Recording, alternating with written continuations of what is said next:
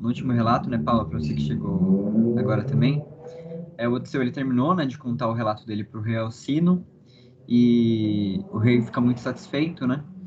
Enfim, a gente tem um panorama geral da viagem de Odisseu, né? Todos os trabalhos, todos os sofrimentos que ele passou desde Troia até ali o Palácio do Alcino. E nesse canto 13 é justamente onde a gente vai ter aquela terceira parte da Odisseia que eu contei para vocês no primeiro dia, né? Que a Odisseia é geralmente dividida em três partes. A primeira é a telemaquia, a segunda é esse relato de Odisseu, e a terceira é justamente esse retorno a Ítaca, né? Nesse canto 13 que a gente vai ler hoje, é justamente quando Odisseu chega a Ítaca, né? E os artifícios que ele usa para chegar lá também, né? Porque ele sabe muito bem que Penélope está sendo assediada por pretendentes, né? E que esses pretendentes, sendo em grande número, não querem de jeito nenhum a volta do Odisseu, né? Eles querem tomar o trono de Ítaca, né? E, enfim, a gente vai ver o desenrolar dessa história, né? Então, tudo bem? Alguma questão? Posso começar a leitura? Tá, só um segundo.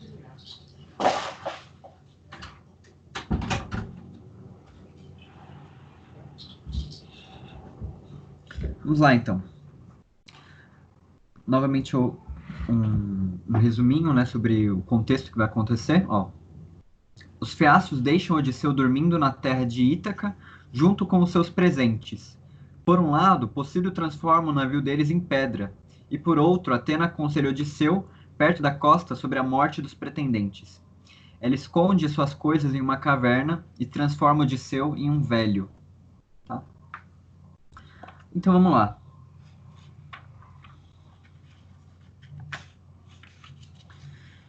Os presentes, calados e quedos ficaram. Os presentes no Palácio do Alcino, tá? Como que presos por mágico influxo na sala sombria. Disse-lhes Alcino, depois, em resposta, as seguintes palavras. Ora, que a bronze e a soleira Odisseu alcançaste da minha casa, de teto elevado, não creio que a errar continues, longe da pátria, sem rumo, depois de sofrer tantos males. Mas a cada um dos presentes desejo instituir um novo convite. Há quantos tem por costume provar do meu vinho brilhante, em sinal de honra, a escutar as canções do cantor inspirado? Já no interior de uma caixa polida se encontram dispostas as roupas do hóspede todas, bem como ouro fino lavrado e os mais presentes, que os chefes feaços para ele trouxeram. Cada um de nós lhe ofereça também uma trípode grande e uma caldeira. Do povo, depois, nas reuniões obteremos o equivalente, que a um só for excesso dar tantos presentes. Isso disse ele. Aos presentes foi grata a proposta de Alcino. Foram depois repousar, procurando cada um sua casa. Logo que a aurora, de dedos de rosa, surgiu matutina, o duro bronze, apressado, cada um conduziu para a nave. A azafamar-se no barco a sagrada potência de Alcino, tudo recebe, arrumando por baixo dos bancos, não fosse aos remadores servir de empecilho durante o percurso. Para o banquete na casa de Alcino depois retornaram. Um touro havia o de Alcino sagrado poder imolado, a Zeus potente, que as nuvens circundam, nascido de Crono. Logo que as coxas queimaram, ao lauto banquete se entregaram, cheios de gáudio. No meio cantava o divino Demódoco, que pelo povo era muito acatado. Odisseu, no entanto, jamais cessava de os olhos volver para o sol resplandecente, a suspirar pelo acaso, anelava voltar para a pátria. Do mesmo modo que a ceia deseja indivíduo que o dia todo no arado passou, com seus bois a puxá-lo no alqueixe, e alegremente contempla a descida do sol para o ocaso, pois já deseja comer. Ao andar, sente os joelhos fraquejarem. Dessa maneira, a Odisseu o declínio do sol era grato. Sem mais delonga, os feaços, amantes do remo, se vira, especialmente visando a pessoa de Alcino, e lhe fala: Ó rei Alcino, entre todos ilustre ornamento do povo, salve, mandai-me seguro de volta depois de libardes, pois, realizado tudo quanto meu peito anelava.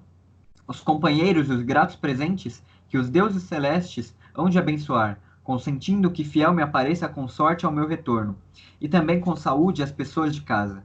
Vós que ficais, oxalá sejais sempre motivo de gáudio para as esposas e os filhos, Que os deuses vos deem as mãos cheias, felicidade, que jamais venha algum mal sobre o povo.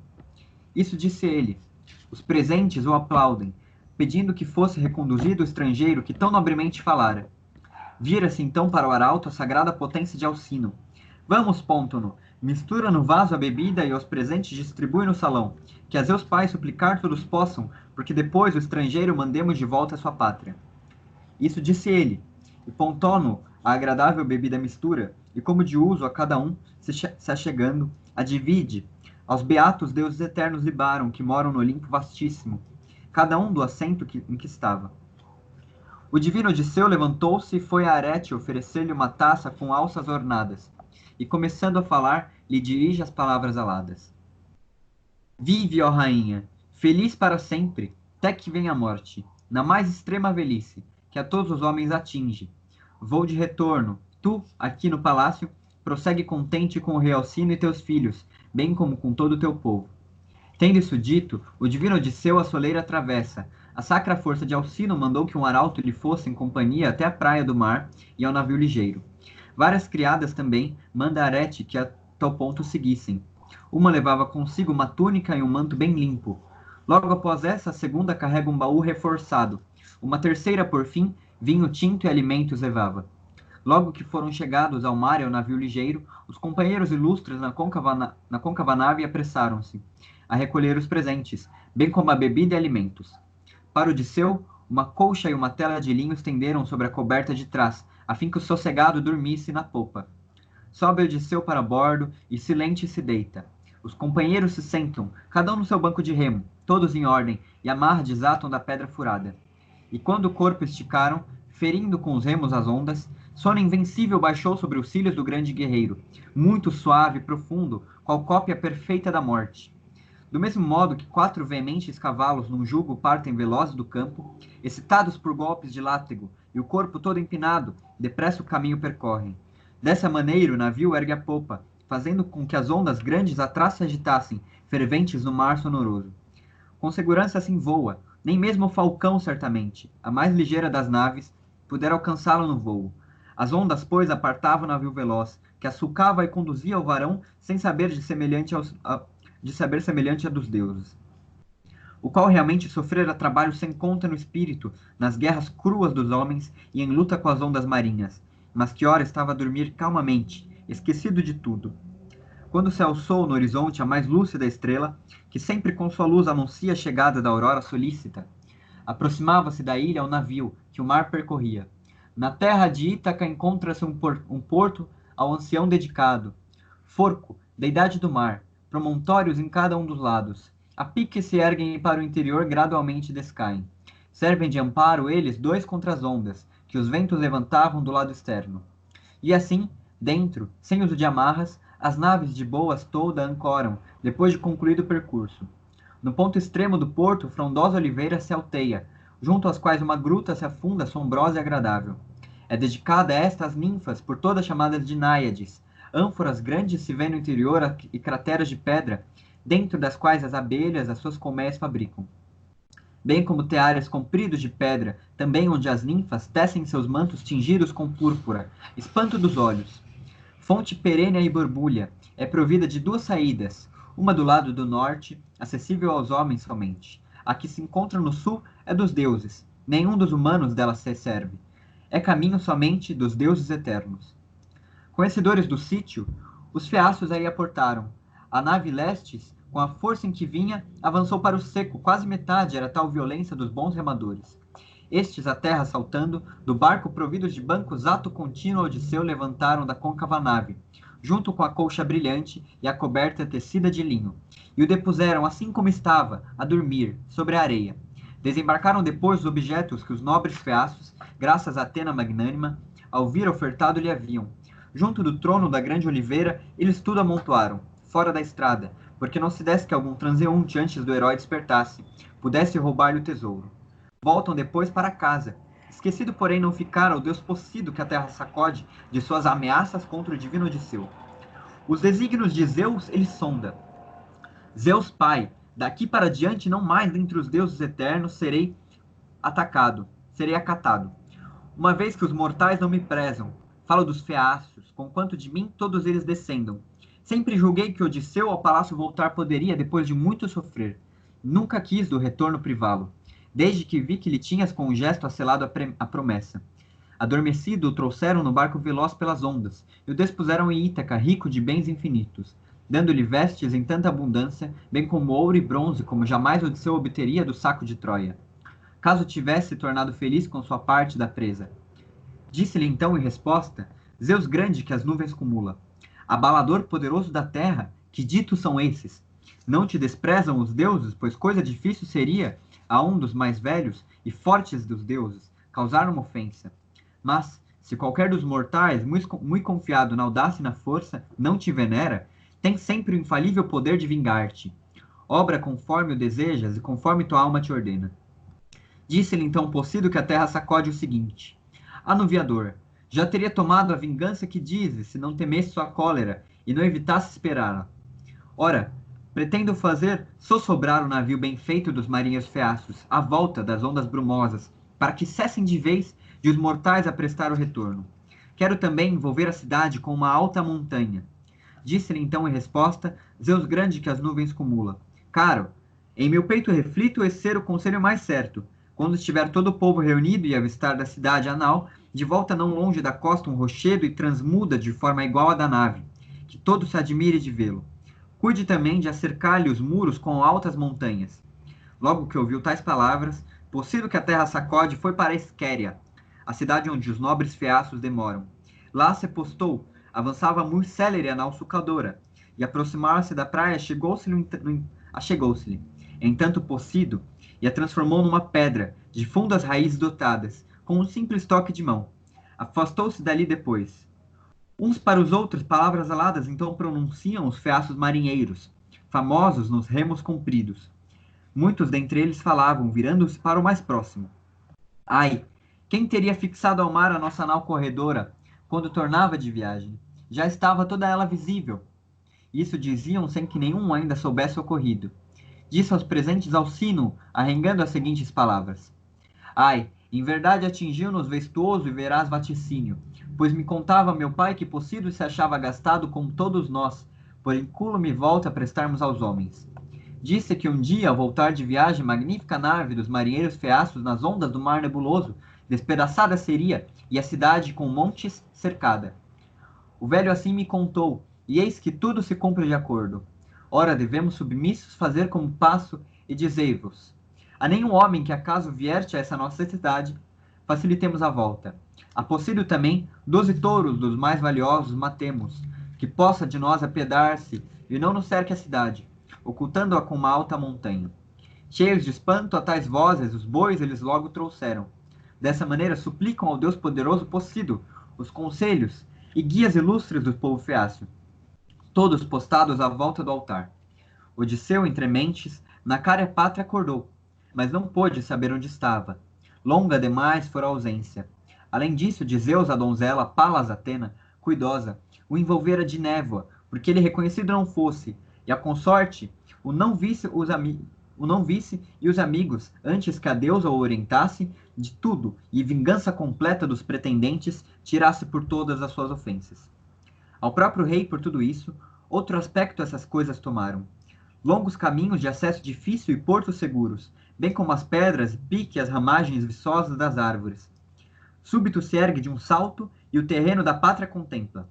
Solta em seguida um lamento e, batendo com a mão espalmada na coxa, disse as seguintes palavras por entre os suspiros. Pobre de mim, a que terra cheguei? Quais dos homens que a habitam? São porventura selvagens violentos que leis desconhecem, ou de estrangeiros amigos e afeitos ao culto dos deuses? Para onde devo levar tais riquezas? E eu próprio para onde devo seguir? Pudesse eu ficar entre os homens feácios? Sim, lá na Esquéria. Terei encontrado outro rei poderoso que me acolhera benigno, e em seguida o retorno prestara. Ora, não sei onde pôr tudo isso. Esconder aqui mesmo tanta riqueza não quero, com medo de alguém poder vê-la. Não procederam conforme a justiça, e a prudência o prescrevem os conselheiros e guias ilustros dos homens feácios, ao me trazerem para outro país. Prometeram realmente que a costa de Ítaca haveriam levar-me. Eis que nada cumpriram. Zeus há de dar-lhes a paga. Ele que é protetor dos pedintes, e que vê todos os homens as faltas de todos a castiga. Mas, Todos esses objetos pretendo contar, porque veja se porventura nenhum conduziram ao barco escavado. Passa a contar logo as trípodes belas e os vasos bem feitos e o ouro, também com as vestes tecidas de pano vistoso. Não deu por falta nada. Lastima contudo estar longe da terra pátria. Arrastando-se ao longo da praia marinha, a suspirar incessante, aproxima-se Atena nessa hora, sobre a figura de um moço, que ovelhas no pasto guardasse, muito delicado e mimoso, tal como de reis descendentes. Traz sobre os ombros um manto bem feito e bastante folgado, nos pés brilhantes sandálias, nas mãos um venáculo curto. Muito Odisseu se alegrou quando a viu, e para ela avançando, logo começa a falar, e lhes diz as palavras aladas. Caro, por seres da terra, a primeira pessoa que encontro, eu te saúdo. Oxalá não me venhas com ânimo adverso, mas salva-me essas riquezas e a minha juntamente. Aproximo-me súplice e abraço-te os joelhos, a tal como um dos deuses faria, para que o saiba. Responde-me ao certo ao que vou perguntar-te. Qual é essa terra? Este povo? Que espécie de gente aqui mora? É qualquer ilha visível ao longe ou de algum continente de solo fértil à ponta, que avança do mar deste modo? A de olhos glaucos, Atena lhe disse o seguinte em resposta. És bem simplório, estrangeiro, ou de longes paragens chegado, por perguntares o nome da terra em que te achas. Incógnita, nem muito obscura não é, pois seu nome é de todo sabido, quantos demoram do lado ao que o sol do nascente se eleva, e quantos vivem nas bandas opostas no ocaso brumoso. Por cavalos é imprópria, realmente, de chão pedregoso. Mas não é estéril de todo, apesar de não ser muito extensa. Em quantidade admirável, o trigo aqui nasce, e videiras que alimentadas são sempre por chuva abundantes e umidade. Cabras e bois aqui encontram bons pastos, também muitas matas nela vicejam, bem como nascentes que correm todo ano. O nome de Ítaca, ó amigo, por isso chegou até Troia, que todos dizem Pompeia muito longe dos povos aquivos. Disse, e alegrou-se o divino Odisseu, sofredor de trabalhos, a comprazer-se na terra nativa, segundo a nomeara de olhos glaucos Atena, a donzela de Zeus poderoso. E começando a falar, lhe dirige as palavras aladas. Mas, sem contar a verdade, narrando uma história inventada, pois de contínuo astucioso ardiz envolvia o peito. Só um segundo, pessoal.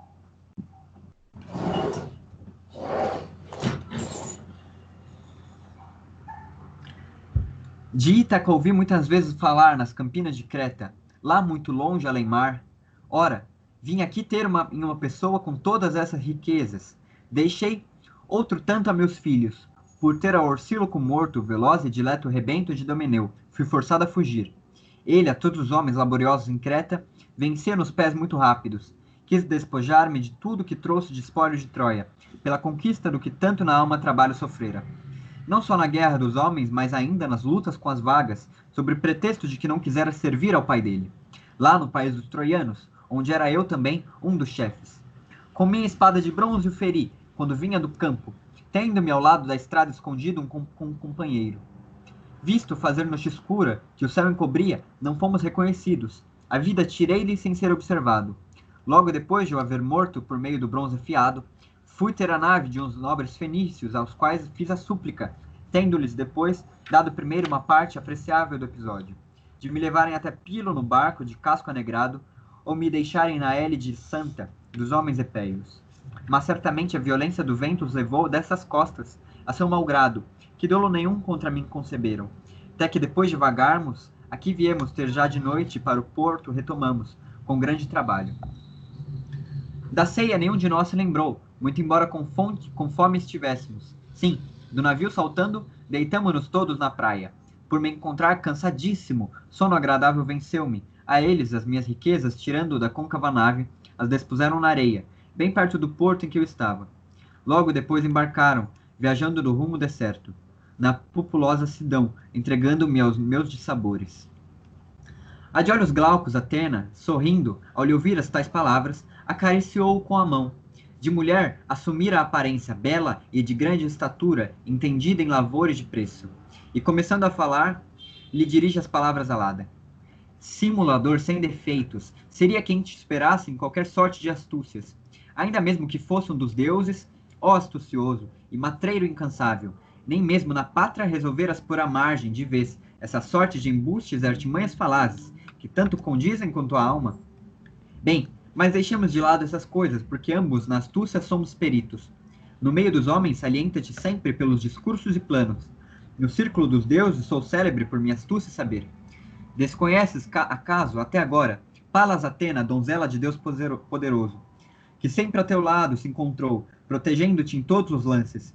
Fui eu também, quem te fez estimado dos homens feaços. Ora, de novo aqui vim, porque plano combine contigo, e esses objetos esconda, que os feaços ilustres te deram, por meu conselho e assistência, ao saíres de lá de pátria. Quero também revelar-te os trabalhos que o fado te apresta, no teu palácio bem feito. Contente e suporta com tudo isso. A homem nenhum, nem mulher, enuncies nenhuma palavra sobre tua volta, depois de errar tanto, mas sofre calado os infortúnios sem conta, bem como a violência dos homens. Disse-lhe então em resposta Odisseu, o guerreiro soleste: Deusa, a um mortal que te encontra é difícil poder conhecer-te, mesmo que seja experiente, pois todas as formas assume. Sei com certeza, eu confesso, que outrora me fosse propícia, quando nas plagas de Troia os guerreiros aquivos lutaram. Mas desde que as altas e fortes muralhas destruímos de primo, nossos navios tomamos, e a um deus dispersou os aquivos, não mais donzela de Zeus. Ante os olhos te tive, nem soube que a minha nave subisses a fim de trabalhos poupar-me. Pelo contrário, andei sempre vagante, abrigando no peito o coração lacerado, até ser pelos deuses liberto, e me animares na terra fecunda dos homens feaços, com teus discursos, levando-me aos muros em que deles habitam. Em nome, agora do Pai, te suplico, não creio de fato que em Ítaca, ao longe invisível, houvesse chegado em verdade, mas a país diferente, e que toda essa história que há pouco me contaste era a burla com que a alma pretende lograr-me. Dize-me, é certo encontrar-me no solo querido da pátria? A de olhos glaucos, Atena lhe disse em resposta o seguinte: sempre há de ter em teu peito acolhido uma tal desconfiança, mas entre tantos perigos não posso deixar-te de amparar-te. Por seres muito piedoso e de astúcia e prudência dotado, outro qualquer que voltasse de viagem longínqua haveria de ir impacientemente ao palácio a rever a mulher e os filhinhos, mas não te agrada perguntas fazer a ninguém sobre nada, antes de haveres a esposa provado, que, no entanto, se encontra em teu palácio ainda agora, no luto profundo submersa, noites e dias, a sempre verter copiosíssimo pranto. Eu, porém, nunca deixei de confiar em tua vinda. Sabia na alma, haverias de voltar, pós a perda de todos os sócios. Mas sempre tive receio, confesso, de opor-me a Pocido, tio paterno, que imenso rancor abrigava no peito, cheio de raiva por teres o filho querido cegado. Ítaca vou revelar-te ora mesmo, porque te convenças. Não reconheces o porto de Forco, do velho marinho na extremidade, qual oliveira frondosa se encontra? Ao lado dela uma gruta se vê, de sombreado agradável, que às ninfas é dedicada, também conhecidas por náiades. Esta mesma é a gruta, vastíssima, em que tinhas por hábito sacrificar hecatombes perfeitas às ninfas divinas. O Monte Nérito, enfim, tens ali, recoberto de matas. Ao dizer isso, desfez o nevoeiro, o país patenteia-se-lhe. Muito comovido, o divino e sofrido Odisseu reconhece alegremente a paisagem, beijando o chão pátrio fecundo. Súplice, eleva as mãos ambas às ninfas dessa arte implorando. Náiades ninfas, donzela de Zeus, não pensei que tornasse a vos rever nunca mais. Ora, votos benignos de novo vos endereço, e como antes, havemos de dons ofertar-vos. Se consentir a bondosa filha de Zeus, a espolhadora, que eu continue com vida e prospere, meu filho querido. A de olhos glaucos, Atena lhe disse o seguinte em resposta: ânimo agora, não deves o peito angustiar com tais coisas, mas sem demora cuidemos de pôr tudo isso no fundo da gruta sacra, porque nenhum prejuízo o tesouro conserves. Plano depois combinemos, que tudo saia a contexto. Tendo-se dito, avançou para dentro da escura caverna, a procurar dentro dela recantos, enquanto o guerreiro as coisas todas trazia, de bronze infrangível e de ouro, bem como as vestes valiosas, presente dos feaços ilustres. Tendo guardado o tesouro, dispôs uma pedra na entrada de olhos glaucos, Atena, donzela de Zeus poderoso. Junto do tronco a grande oliveira depois assentaram, de ambos eles a morte dos moços altivos tramaram. A de olhos glauco, Atena lhe disse as seguintes palavras: filho de Laertes, de origem divina, Odisseu engenhoso, Ora convém refletir de que modo mais fácil consigas os pretendentes punir, que há 3 anos te a casa dominam, e tua esposa divina cortejam com dádivas grandes. Cheia, porém, de tristeza, ela espera, ainda agora a tua volta. Vai, com promessas e mais, com recados mantendo a esperança. A cada um deles, mas na alma concebe intenções diferentes. Disse-lhe então em resposta o Disseu, guerreiro solerte: Pobre de mim, por sem dúvida a sorte do atrida Agamenon no meu palácio me estava guardado destino funesto, se não me houvesse, ó deusa, informado de toda a verdade. Ora, vejamos um meio de como possamos matá-los. Fica a meu lado e no peito me inflama a audaciosa coragem. Como no tempo em que os muros brilhantes de Troia destruímos. Se desse modo coragem me deres, ó Gásia, donzela, até com 300 guerreiros será capaz de medir-me. Deus admirável, se sempre benigna ao meu lado estiveres. A de olhos glaucos, Atena lhe disse em resposta o seguinte: Hei de assistir-te sem dúvida, sem que me saias de vista, quando levarmos a cabo essa empresa. Nessa hora estou certa, há de o chão duro ficar pelos miolos e o sangue manchado dos pretendentes guerreiros, que os bens do palácio te pilham. Ora, tenciono deixar-te dos homens irreconhecível, com te enrugar a epiderme macia nos membros flexíveis, e da cabeça fazer com que se extingam os louros cabelos. Roupa andrajosa dar-te-ei, que te faça hediondo ao olhares, e alterarei a sua forma, turvando os teus olhos tão belos, que aos pretendentes reunidos pareça de aspecto mesquinho, bem como ao filho e à mulher, que ao partires em casa deixaste.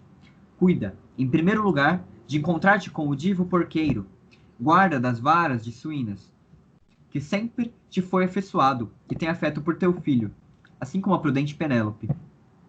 Hás de encontrá-lo sentado no meio dos porcos que pastaram junto da pedra do corvo, não longe da fonte aretusa, onde água turva eles bebem, comendo bolotas gostosas em profusão, alimento adequado, e deixá-los bem gordos. Fica-te lá, junto dele sentado, e de tudo te informa, quando a Esparta me vou, de formosas mulheres ornada, para chamar, ó Odisseu, teu filho querido Telêmaco, que foi visita fazer nas campinas de Lacedemônia, a Menelau, para obter de ti novas, se acaso vivesses. Disse-lhe então em resposta o Disseu, guerreiro solerte: Mas, se sabia de tudo, por que não lhe deste notícias? É para lá que ele, talvez, também venha sofrer errabundo pelo mar vasto e infrutuoso, enquanto outros os bens lhe devoram? A de olhos glaucos, Atena, lhe disse em resposta o seguinte: Não seja causa a ele agora de terdes o espírito inquieto, pois companheira lhe fui, porque nome sem par alcançasse, com essa viagem. Trabalhos não sofre por lá, mas tranquilo se acha na casa do Atrida, onde tem abundância de tudo. É bem verdade que uns moços o aguardam em nave anegrada para matá-lo, quando ele estiver a caminho da pátria. Não me preocupa, porém, nada disso. Sorver-te-á de a terra os pretendentes primeiro, que todos os bens te devoram. Com a varinha, ao dizer tais palavras, Atena tocou-lhe logo e enruga a epiderme macia nos membros flexíveis, e sem os louros cabelos deixou-lhe a cabeça.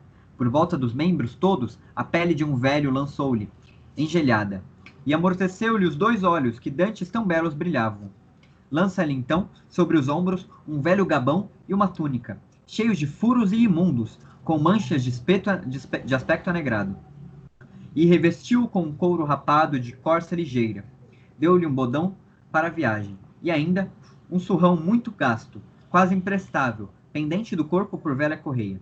Feito isso tudo, apartaram-se-lhe os 2, indo para as Atenas para a Lacônia, onde o filho direto do herói se encontrava. E aí termina o nosso canto 13. Tá? Muito legal, né? Vou terminar de gravar e aí gostaria de ouvir comentários.